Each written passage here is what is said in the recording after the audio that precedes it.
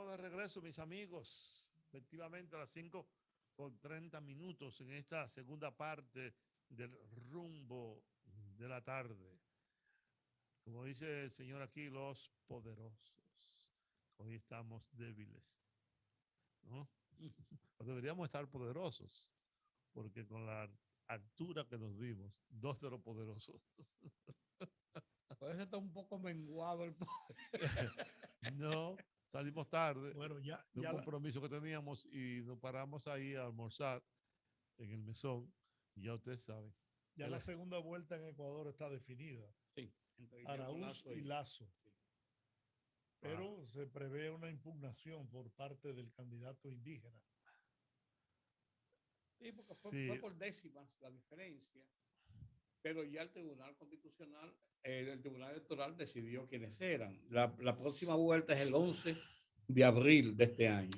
Y lo más probable entonces es que el candidato indígena haga un acuerdo con el candidato de Correa, con Araúz.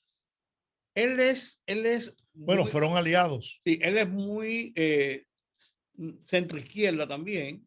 Pueden tener muchos puntos de coincidencias ideológicas. Es lo que te digo. Ellos tuvieron muchas confrontaciones en el proceso de campaña, pero con quien le va a ser más complicado lograr un acuerdo es con Guillermo Lazo, que fue con quien disputó esta última parte. Por eso te digo.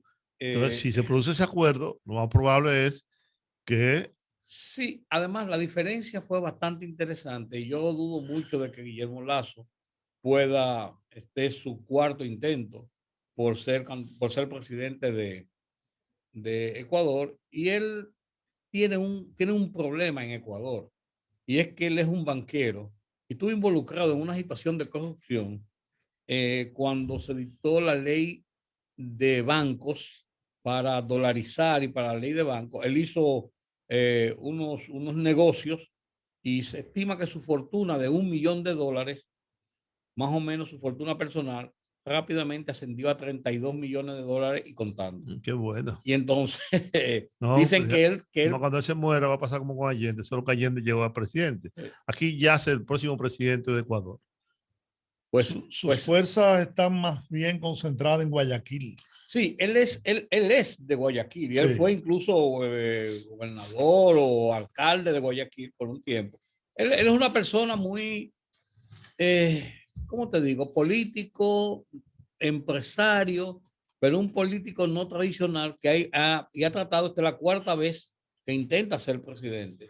Me recuerda a un candidato dominicano, ya va por quinta vez y contando.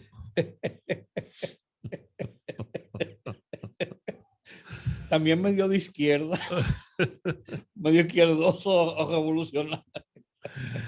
Ay, hombre. Oye, tú no vas a morir en tu cama, muchacho. No, simplemente me llegó a la memoria, tú sabes. Comentando. Impactan 2 cohetes cerca de la embajada de los Estados Unidos en Bagdad. Así vi. Tenemos al doctor Jorge Suero Isa. Señor. Con nosotros. Buenas tardes. Que goza del aprecio y el cariño de todos. Sí, señor. Buenas tardes, doctor. Le reciproco ese cariño. Ustedes saben que soy de ustedes. De que más le cuesta a Juan TH ponerse claro. Sí, no, Juan TH, amigo mío. No, doctor, ¿cómo están ustedes? Bien. ¿Qué le parece a usted? ¿Cuál es su valoración de lo que ha ocurrido hoy alrededor de la Cámara de Cuentas? Bueno, no hay precedente en el país por 2 razones.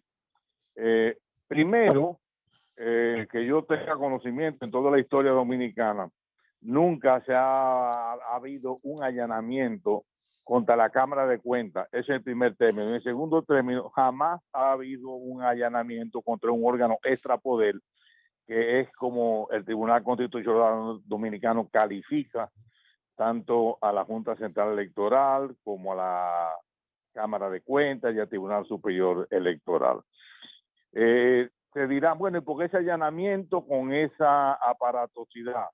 Parece ser que el espíritu de los investigadores es proteger los archivos, que es donde aparentemente están las pruebas de los hechos que les van a imputar o todavía no ha habido imputación a los miembros de la Cámara de Cuentas. Bueno, O sea imputación que, en el papel, en un expediente, porque en papeles, las claro, o sea, imputaciones públicas ya se las han hecho, le han puesto todos los cargos encima. sí, pero cuando me refiero a las imputaciones, son las imputaciones realmente contenidas en una acusación, que Sí. es la segunda fase del proceso de conclusiones del Ministerio Público. Luego, yo me imagino que de los resultados de esas investigaciones entonces irán no contra los archivos, sino contra las personas, contra los integrantes de la Cámara de Cuentas, Claro. contra 1, 2, 3, 4, 5, no sabemos todavía cuáles son. Lo importante es que nunca en la República Dominicana un órgano de esa categoría, y menos el órgano de control por excelencia del Estado Dominicano, ha sido un objeto de allanamiento. Pero una cosa, doctor. Sí. Yo me pregunto. Te voy a hacer una pregunta, Yoli. Sí, pero está bien. Okay. Yo me pregunto. Yo no soy abogado ni pretendo serlo, pero tengo amigos como usted, abogado, que cuando tengo alguna duda le consulto como estoy haciendo ahora. Yo lo que tengo entendido es que los procedimientos de investigación de la autoridad judicial, en este caso el Ministerio Público, de la policía, de quien sea, son procesos secretos o discretos para establecer organizaciones de pruebas y de situaciones para formular un expediente. Pero en los últimos tiempos nosotros hemos estado viendo, y no quiero decir que fue el mes pasado ni en esta gestión, en los últimos tiempos hemos estado viendo que a cualquiera le endilgan un rosario de culpas y de acusaciones que más bien son a final de cuentas mediáticas, pero esa gente ya prácticamente tienen una condena de la sociedad. Eso es correcto, doctor. Mire, yo personalmente he mantenido el criterio que aquí no existe la presunción de inocencia. Aquí usted tiene que ir donde un juez y el juez le dice, mire, usted es culpable, demuestre su inocencia. Sí. Yo nunca he sido partidario, ni siquiera en la época de los 12 años de Balaguer, donde se hacían las presentaciones, y posteriormente otros gobiernos lo habían hecho, donde presentaban en la Policía Nacional a las personas a quienes les imputaban algún tipo de delito o de crimen. Yo nunca he sido partidario de la aparatosidad con que se están haciendo las investigaciones en los últimos tiempos. Por eso que usted dice, porque ya realmente ha habido una condena. En el caso, por ejemplo, del presidente de la Cámara de Cuentas, que es hijo de uno de los hombres más honorables que tiene la República Dominicana, porque felizmente está vivo, que es don Hugo Álvarez Valencia. Sí, lo mencionaba ahorita. Entonces, yo me imagino lo mortificado que debe estar él y debe de estar su familia. Incluso en el Código Procesal Penal, precisamente para evitar eso, fíjense que las audiencias que son vistas cuando se tratan de medidas de coerción, el juez tiene la facultad de limitar la presencia de la prensa, precisamente porque son procesos de investigación. En todos los países del mundo son procesos de investigación que deben ser lo más cauteloso posible. Doctor. Pero aquí, sí. No, termine, perdón. No, que aquí tenemos una realidad que también dentro de todo eso hay que dar demostraciones o notaciones de que se está persiguiendo la corrupción. Hay parte también en esa aparatosidad. A los miembros de la Cámara de Cuentas le corresponde una jurisdicción especial. Es cierto, ¿no? Privilegiado. Sí, la Suprema Corte, si se mantiene el criterio, sería la segunda sala de la Suprema Corte de Justicia y posteriormente algún tipo de recurso durante el Pleno de la Suprema. Pero si se mantiene el criterio. Eso es en caso de que sean acusados y traducidos a la justicia en el ejercicio de sus funciones, pero están a punto de ser sustituidos. No, tampoco cesen en sus funciones, van a la jurisdicción ordinaria, y es lo que ha ocurrido con mucha frecuencia, y muchos procesos se caen, tampoco cesa el privilegio de jurisdicción cuando el imputado tiene que ir de la jurisdicción privilegiada a descender a la jurisdicción de derecho común, ahí se termina. O sea, en la mayoría de los casos ocurre eso. ¿Gozan ellos de inmunidad? ¿Tienen el privilegio de la inmunidad? No, la inmunidad que se refiere es que lo van a ser juzgados por la Suprema Corte de Justicia. Pero hasta ahí. O sea, pueden Hasta ahí, ser bueno. apresados en cualquier momento. Sí, no ocurre, por ejemplo, como los diputados o los senadores que tienen un proceso de inmunidad dure las sesiones legislativas, aunque se sean después, pero no pueden ser apresados en cualquier momento. Doctor, Ahora, hay algo que es muy importante que quizá no debe perderse de vista.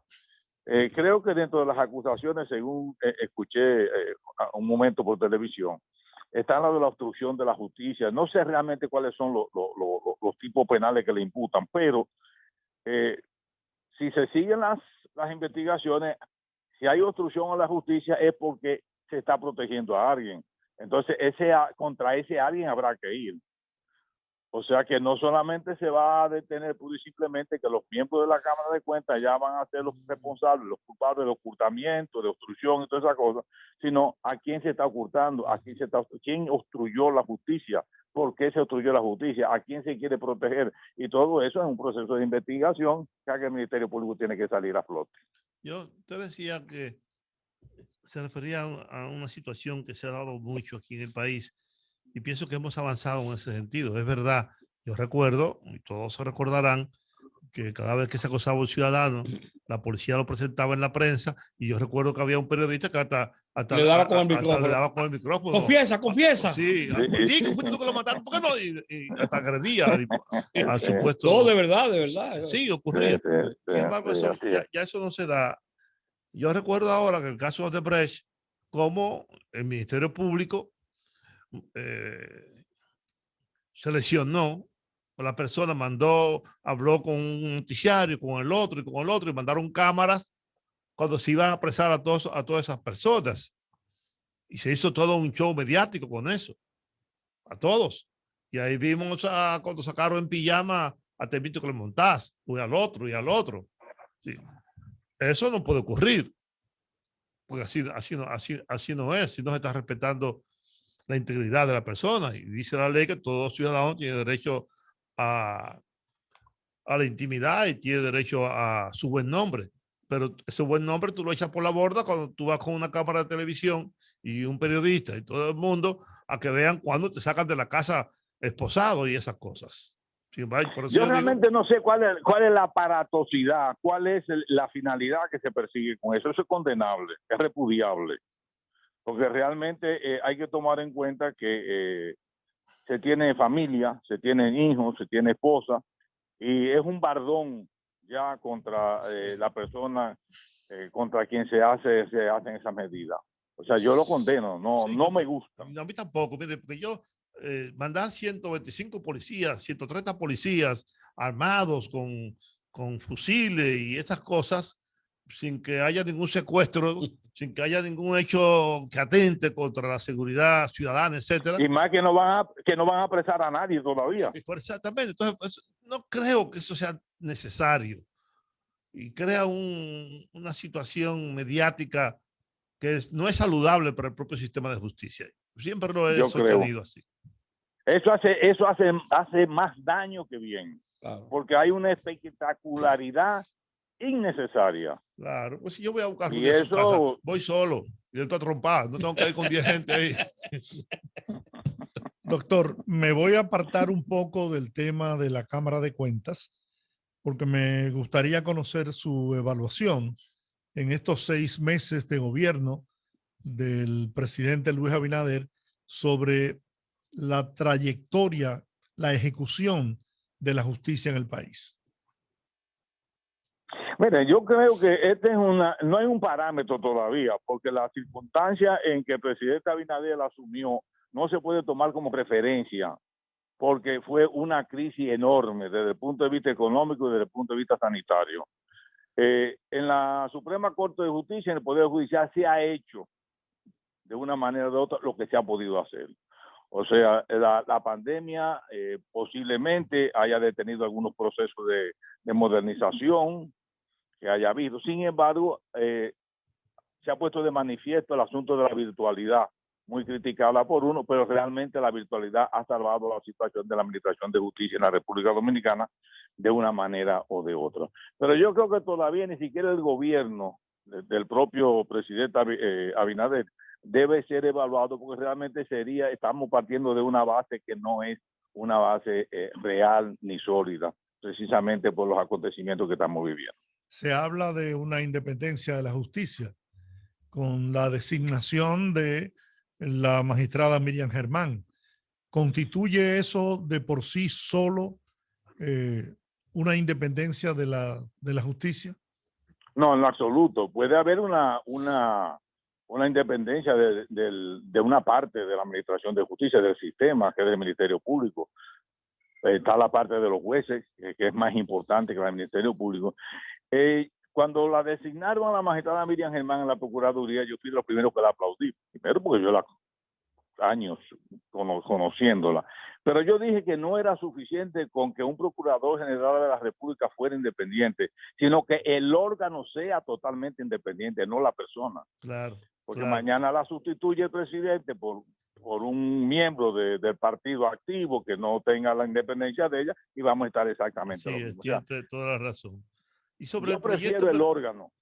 sobre el proyecto de referéndum, ¿qué piensa usted?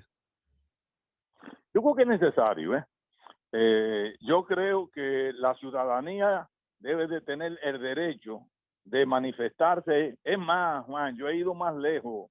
Es increíble cómo mi pensamiento jurídico ha evolucionado positivamente desde que estuve en la Suprema Corte de Justicia y más antes de cuando me gradué hasta la fecha, donde yo he estado abogando por la justicia abierta, que es un criterio, un concepto muy nuevo que se está enarbolando en algunos países, donde la administración de justicia no solamente corresponde al sistema de administración judicial, sino que corresponde también a la ciudadanía. En algunos países se permiten que los ciudadanos elaboren proyectos de sentencia y se los sometan a los jueces, qué es la justicia que se quiera, cómo es que deben de pronunciar sentencia. O sea, yo creo que debemos de ir avanzando, rompiendo ya esos viejos moldes, esos moldes tradicionales. O sea, la independencia no está en lo que digan los textos legales, la independencia está en la conciencia de cada uno de los jueces. Ese es el concepto que yo hoy en día tengo de la... Hemos avanzado mucho desde sin que se sienta nadie mal. Pues lo pongo como parámetro. Desde el juez Severino a la fecha hemos avanzado bastante. Severino. Bueno, yo creo que hemos avanzado porque recuerden ustedes que una gran parte, primero todos los jueces, con excepción de los que establece la Constitución, son jueces de carrera, eso por un lado.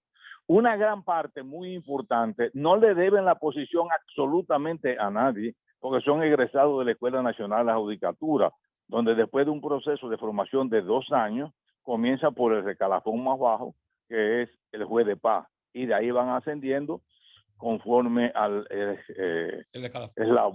mediante la escala, el escalafón judicial. El escalafón judicial lo va diciendo, pero yo creo que hemos avanzado, no hay duda.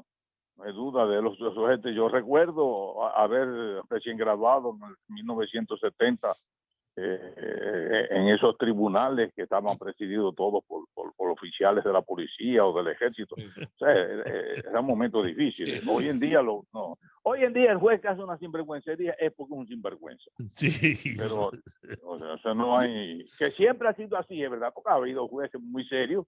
El caso de Miriam Germán, siendo jueza, por ejemplo, mantuvo una posición muy digna, no solamente de la mujer dominicana, sino de la judicatura dominicana.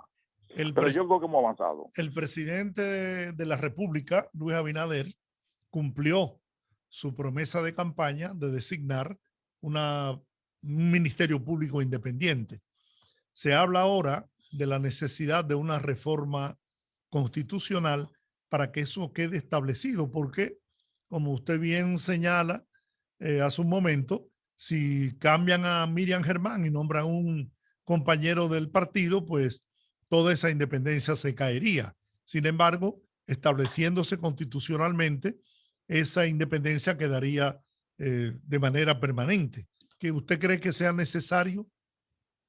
Sí, es más, cuando yo cumplí los 10 años en la Suprema Corte de Justicia, yo recuerdo que hice la propuesta de que el Procurador General de la República fuera designado de la misma manera que son designados los jueces del Tribunal Constitucional, la Suprema Corte de Justicia, el Tribunal Superior Electoral, o sea, por el Consejo Nacional de la Magistratura, para evitar el contagio, o lo menos posible el contagio político.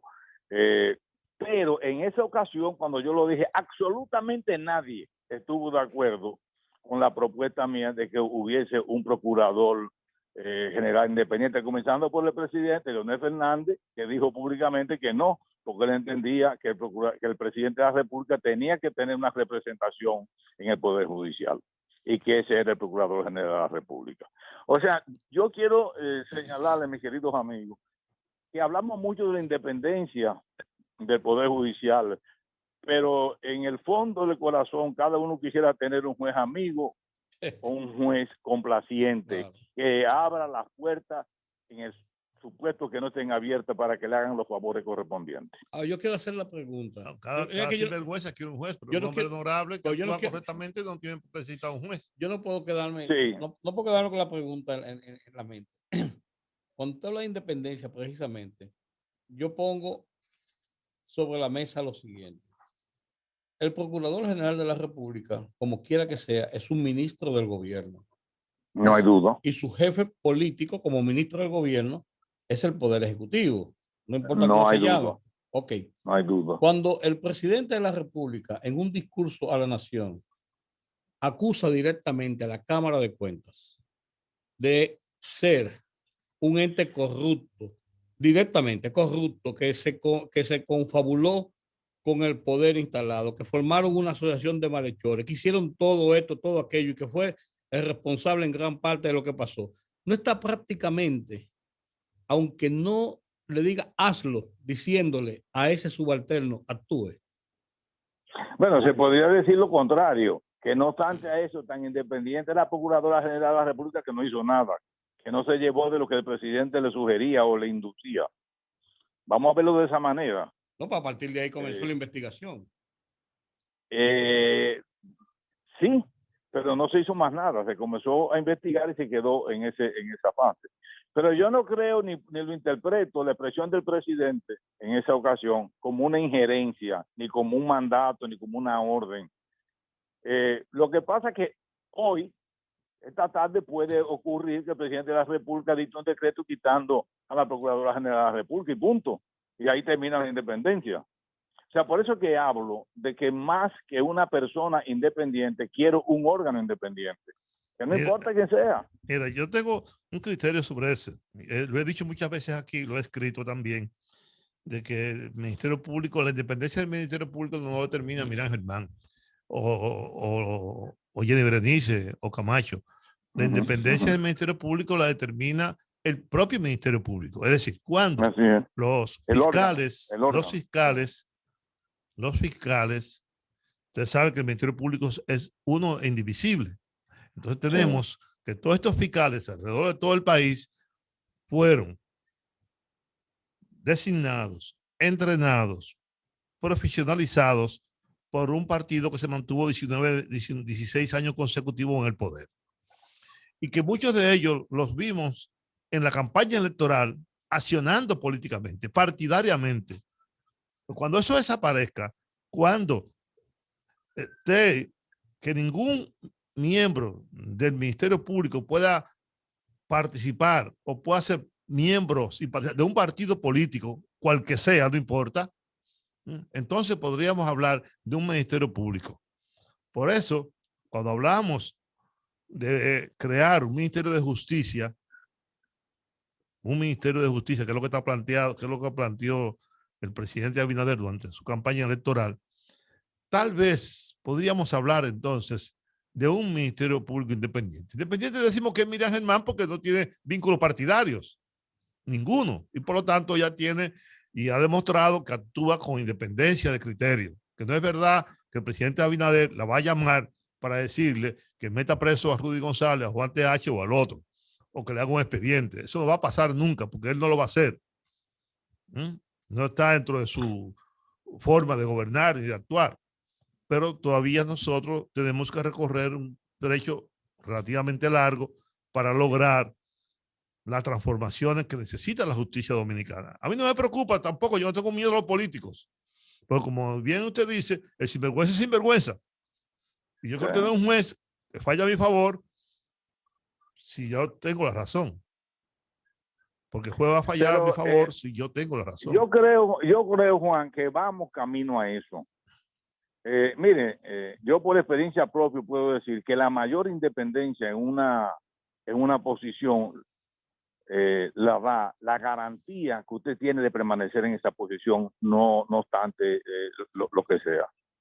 O sea, me parece que esa debe ser la... O sea, mientras usted tiene la garantía de que va a permanecer en esa posición, nadie le va a venir con cuentos ni a proponerles cosas que no sean verdad. Pero yo creo que avanzamos, ¿eh? O sea, no este Ministerio Público de ahora, con todo y esas falencias que hay, realmente es mucho más profesional que el Ministerio Público que teníamos hace unos cuantos años, ¿eh?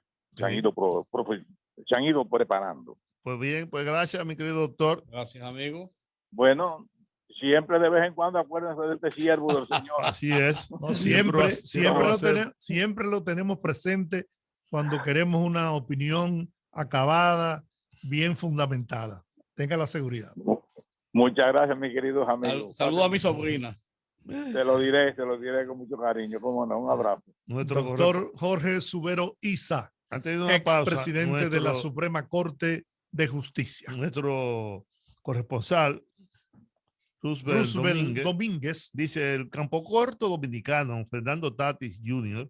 y los Padres de Santiago oficializaron este lunes el acuerdo de 14 temporadas y 340 millones de dólares que habían arribado la semana pasada. El acuerdo se hizo oficial durante una conferencia de prensa. Ahora bien, el punto es el siguiente. Llama a un experto, dice Juan, llama a un experto. Ese jugador cogió $800,000 prestados y firmó un contrato cediendo el 10% de sus futuros contratos. O sea, por 800,000 va a tener que pagar 34 millones de dólares de los 340 millones por los que firmó. Es un negocio de capa perro, como dice. Wow. Diantre.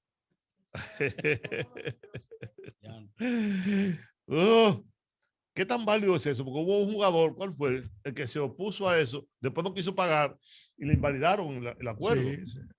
Que era demasiado. No, porque en Estados Unidos no se juega con los contratos. Sí, exactamente. Porque, por ejemplo, cuando tú tienes 17 años, te ponen en una escuela, por ejemplo, la escuela de José Rijo, te van a entrenar, te van a preparar, te cubren todos los gastos. Entonces te dice, bueno, de tu contrato futuro, nosotros queremos 10%.